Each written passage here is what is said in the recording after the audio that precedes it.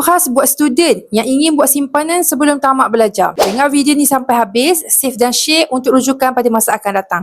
Yang pertama sekali tuan-puan, student perlu ada ekor emas cap public gold. Kemudian, anda target untuk adakan simpanan 1 gram 1 semester ataupun 1 dinar 1 semester. Jangan risau, kerana di ekor emas cap kita boleh bermula sedikit demi sedikit serendah RM100 je. Buat simpanan secara konsisten. Contohnya, jika pengajian ada 7 semester, 1 gram 1 semester bermaksud pada semester yang ketujuh, kita dah ada 7 gram emas yang mana bersamaan dengan RM4,200. Kalau simpan 1 dinar 1 semester, 7 semester dah ada 7 dinar bersamaan dengan RM17,850. So banyak kan? Jadi banyaklah perkara yang kita boleh gunakan dengan saving emas tersebut dan boleh gunakan sebahagian untuk selesaikan pinjaman pendidikan ataupun nak jadikan sebagai dana perkahwinan atau nak jadikan sebagai dana kecemasan pun boleh, tak ada masalah. Jadi mulakan simpanan emas dari muda, okey? Bagi sesiapa student yang kat sini yang nak mulakan simpanan emas, anda boleh mulakan di ekor emas cap. Caranya adalah anda boleh klik sahaja link di bio saya ataupun tengok pin video di profile saya bagaimana nak daftar, kemudian tekan simpanan emas tuan-puan hari ini sehinggalah kita capai target kita. Semoga bermanfaat dan banyak lagi ilmu kewangan dan emas boleh follow.